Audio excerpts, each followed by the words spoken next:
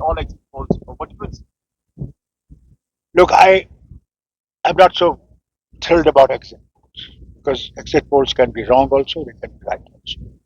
What will really show the truth and the true picture will be once the boxes are opened and the votes are counted. We are hopeful, to be very frank about it, we are hopeful that the alliance will form the government and a stable government. That's what we are looking for.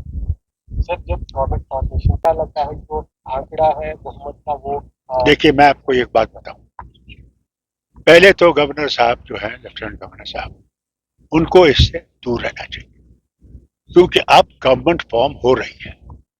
ये government का है कि वो nominate किसको करेगी और nominate करके governor साहब को, लेफ्टिनेंट गवर्नर साहब को भेजेगी। That is a normal procedure. ये क्या करना चाहेंगे मुझे नहीं पता, मगर अगर अन्य ऐसा कदम उठाया, हम सुप्रीम कोर्ट पर जाएंगे, फिर हुकूमत बनाने का फायदा क्या है? अगर लाट साहब भी यहाँ रहेंगे तो हुकूमत का फायदा क्या है? We have to fight against all those.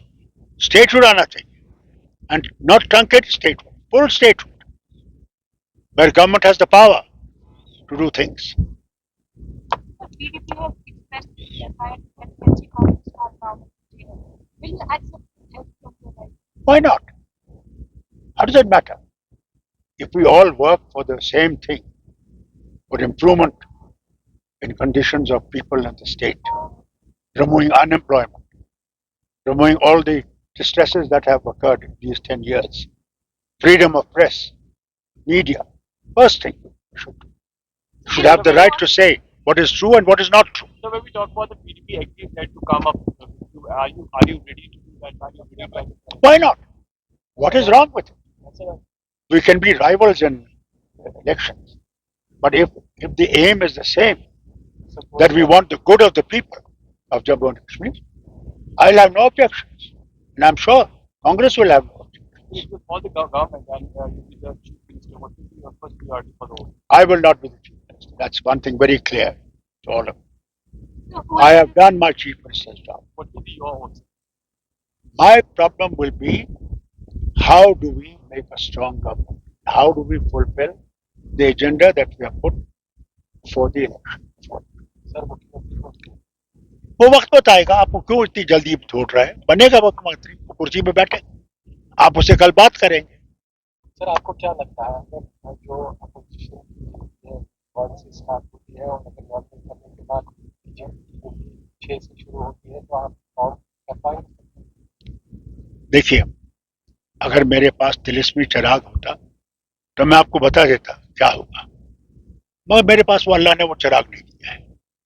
जो होगा वो आपके सामने होगा। मुझे उनके इंटेंशंस पता है, उनके इंटेंशंस पहले से ही पता थे, मगर उनके इंटेंशंस कामयाब नहीं होंगे। वो आसमान से भी छलांग मारी। मैंने पहले आपसे क्लियर कर दिया था कि हम बीजेपी के साथ जाने के लिए तैयार नहीं है। जो जाएगा उसका हशर वो होगा, मैं बयान नहीं कर सकता। सर आप इंडिपेंडेंस अगर देखिए, मैं भीख मांगने में, अगर वो ये समझते हैं कि भैया इससे हम लोग रियासत को मजबूत कर सकते, यहाँ की मुश्किलों को दूर कर सकते, तो बिस्मिल्लाह। मगर ये उनका होना चाहिए कि वो चाहते हैं इस रियासत को आगे बढ़ाना, नफरत से निकालना जो सारे हिंदुस्तान में फैली। तो आप कह रहे हैं कि हर किसी पॉलिटिकल पार्टी को देश में come together for the bigger cause. The bigger cause is the main thing. What are we fighting for? For the good of the people. What are they fighting? For good of the people.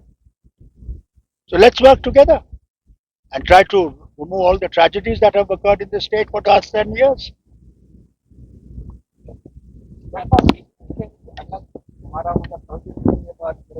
साहब, मैं आपसे कहता हूँ, वो तो कहते हैं कि हरियाणा भी हमारे पास है, वो तो कहते हैं सारा कुछ हमारे पास है। अगर उनके पास सब कुछ है तो बैसाखी पे क्यों चल रहे हैं? ये बैसाखियों पे चलने वाले यही बातें करते हैं।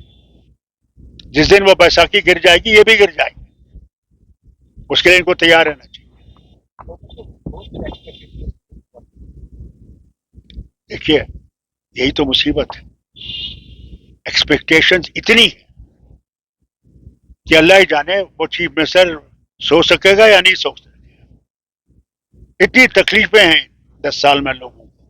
मैं भी जम्मू से आया हूं और मैंने जम्मू की बर्बादी देखी है, उनकी सड़कें देखी, उनकी स्ट्रीट्स पे स्ट्रीट लाइट्स नहीं है, अंधेरा लगता है।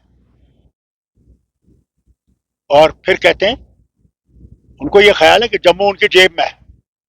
अफसोस तो मुझे इस बात का है, जम्मू के लोगों को ये समझना चाहिए कि उनकी हालत क्या है, कहां पहुंच गए। ईमानदारी से मुझे सख्त अफसोस।